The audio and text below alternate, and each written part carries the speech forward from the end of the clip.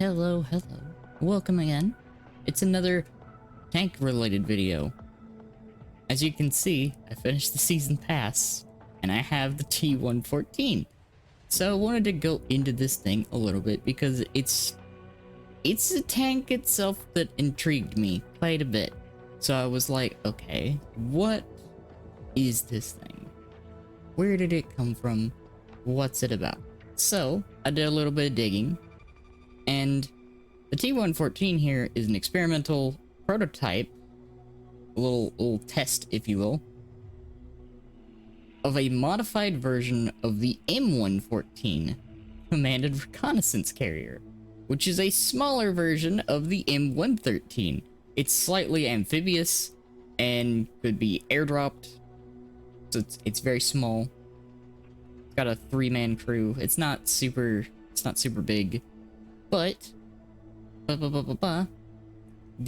M114, unlike the M113, served a few years, and it didn't actually see a whole lot of use because it was relieved by the M551 Sheridan. I don't know why I stuttered there on that one, but you know what? Bear with me. So, 79, when it was pulled from service, it was branded a failure and retired. The M114, that is.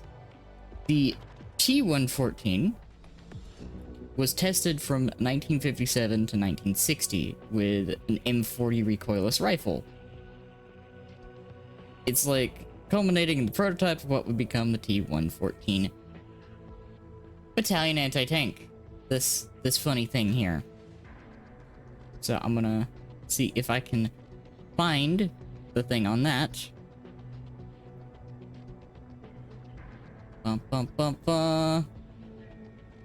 See if they got a little more information on that. I don't think they actually have any more information on that, but anyways, it culminated in this, which is a 3-round autoloader on here. I'm just gonna double check in a little bit because we're gonna get into it. I haven't done one of these in a little bit, so I wanted to give you a little bit of information on it first before I got into actually testing a tank. So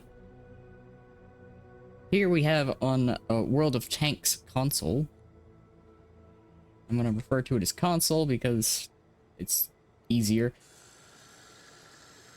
It has 315 millimeters of standard penetration and 180 millimeter HEP penetration, and yes, if I remember correctly, it does in fact have HEP instead of HE, which is pretty cool. Yeah, HEP.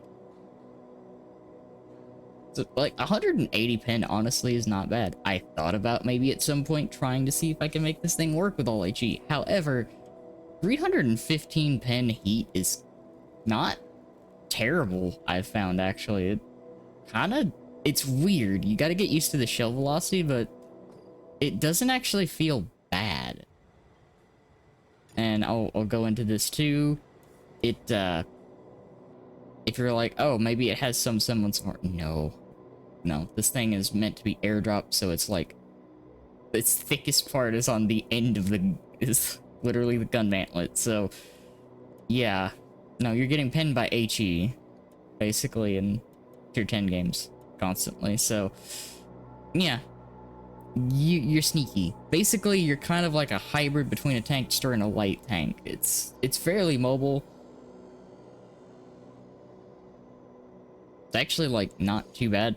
My setup for it is I have vents, camo net, and the fucking tread thing for better traverse. I can never remember what it's called because I use it on, like, so few things. But honestly, like, yeah, no, if you get, like, clutch braking or something on a crew, this thing's perfectly fine. You could literally just consider this thing like a tier 10 ELC, not even 90. It's kind of like a tier 10 even 90. That's basically what I've equated it to. However, it's more like a TD than a light tank, but it's kind of the same principle as the even 90. So bear that in mind. Its damage is actually kind of respectable. 420 average with the 570 HE. Not too bad. 431 view range, 263 still concealment. It's solid. So, real quick, I want to take a look at its counterpart. So we're gonna take a look real quick at its counterpart over here on War Thunder. So, you can see my cursor over here. It's got a 12.7mm machine gun, a 50 cal if you will, and the 106mm recoilless rifle, which is right here. It has no armor to speak of, basically the same. 433mm of penetration at all distances, because it's a heat shell. That's the other benefit of heat. As long as it hits a flat surface, it does not lose penetration over range. So, it is a 2-person crew, and it can go 57 kilometers an hour. Notice the one on World of Tanks console could go 60. This is more in line, if I remember correctly, with its like actual historical speed of like I think it was like 32 miles per hour or something like that.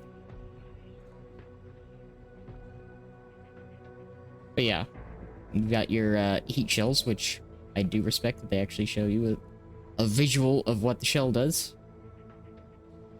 There's a bunch of different things you can research on this that I won't get into because it has not a whole lot of relevance.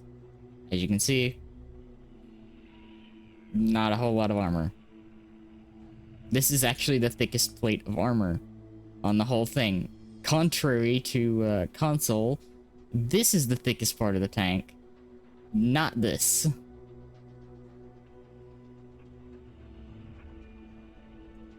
So, let me take this thing out to the range. We're gonna give it... Let's give it 12. We'll give it 12 heat shells. Because if I remember correctly, I don't think this one is an auto-loader, but we'll see. It might have an auto-loading system, because they work a little bit differently between the games. Oh, yeah. Give me a second. Let me do this so y'all can hear it. Boop. There you go.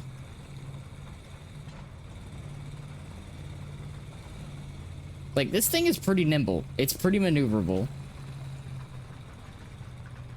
which holds pretty accurate. So now, let's give it a quick,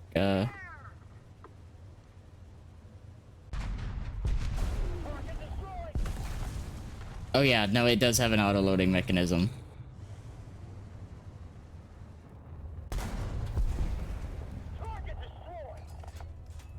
God, look at that. It's so cool.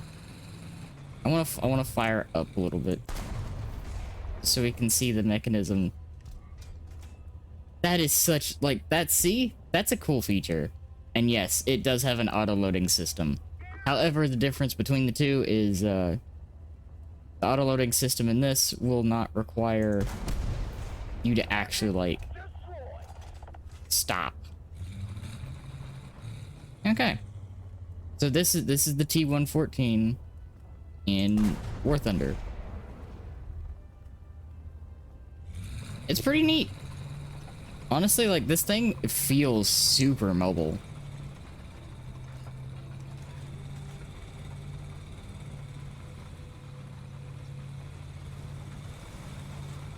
Like, it feels like it should for something that's meant to be airdropped.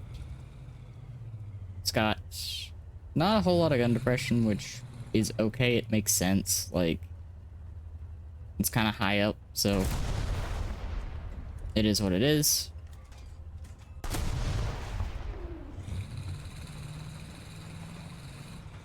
And the auto-loading system definitely helps it.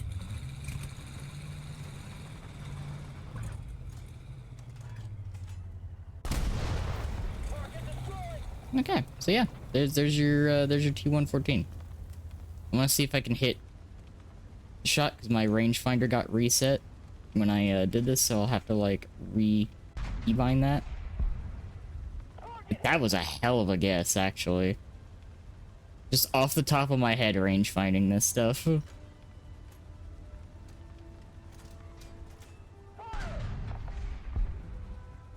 Yeah, about what you can expect from the T14 on War Thunder. It's a premium tank on War Thunder as well, so have fun with that. Information. I can't remember if it's an event or not. I could probably check, actually. Let me take a look. I'll double check for y'all. It might be an event premium, so if it is, it only comes around every now and then. So, but it gives you pretty, like, the premiums in this also give you pretty hefty reward. So let me go down and take a look here. Where is T114? No, it's actually not an event premium. Oh, there you go. Not a bad tank. So, now, I'll take y'all back to, over here, and we'll play us a game in the T114.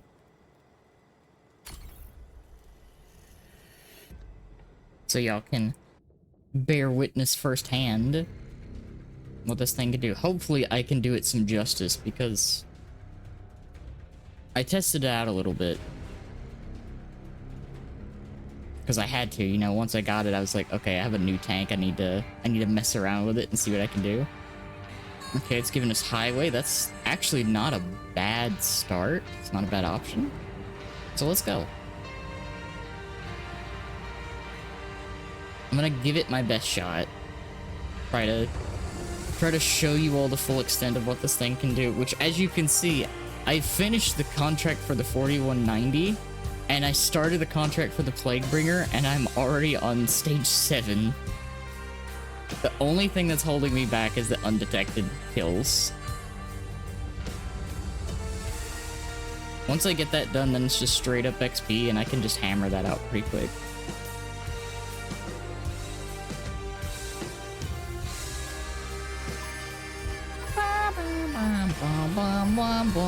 So this video is gonna be a little bit longer, I think, maybe. If I can actually squeeze this thing into like a 20-minute section, I'll be super surprised, because that means this game's gonna have to like be a blitzkrieg, which is not uncommon for console, but at the same time, it's like, you know, you don't want the game to be over like super fast.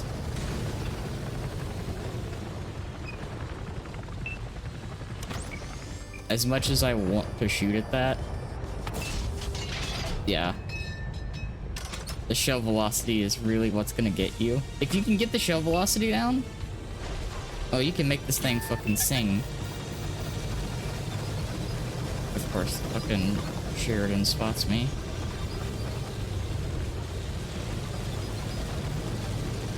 I want to disappear for a second to see if I can reappear. I'm actually genuinely shocked the artillery didn't want to shoot at me.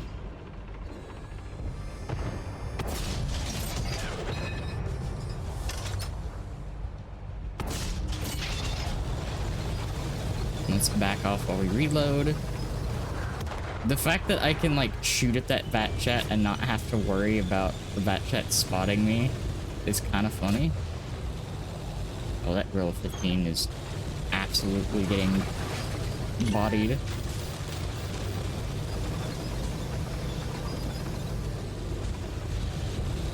So the only thing that I'm concerned about is artillery shooting at me right now.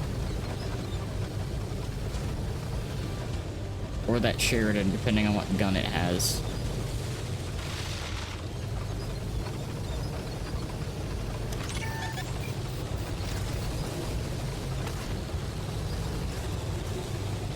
Okay, there's 2 bat chats over here, so if we can deal with one, then we're pretty set.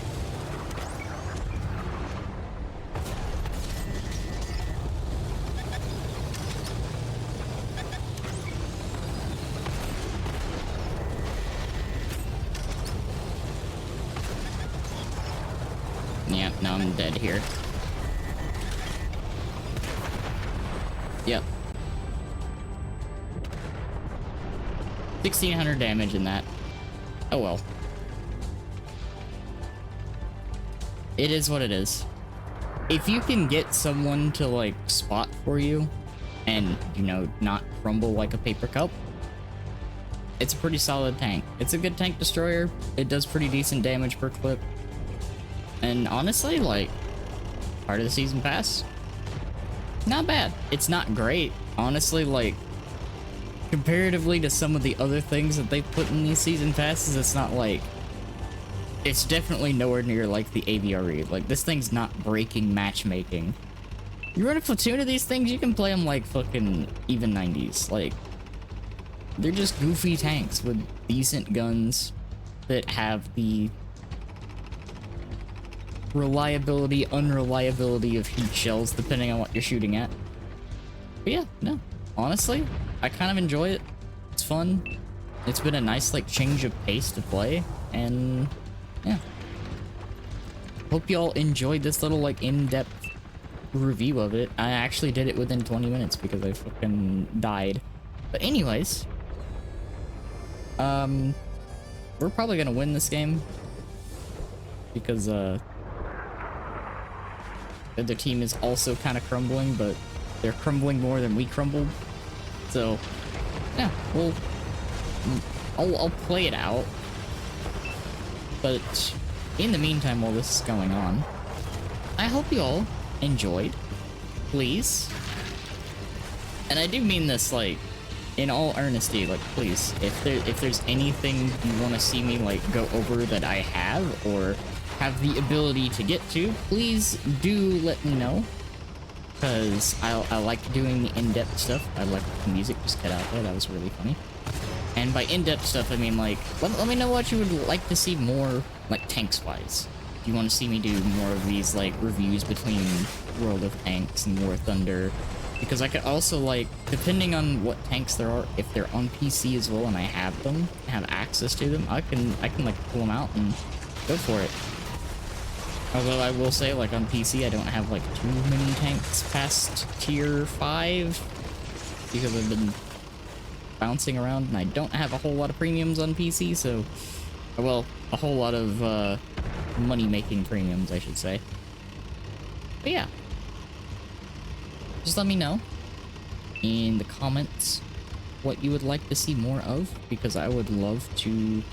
I am trying to do more of these when I get the inspiration to, and if I have some suggestions or some ideas and stuff I can work with, I will make more of these. Like, you want to see me do more comparison videos, or do you want to see me do just, like, live gameplay videos? Because, like, this is kind of like my bread and butter when it comes to gameplay, because, like, I'm gonna show you the games regardless of if they're good or not.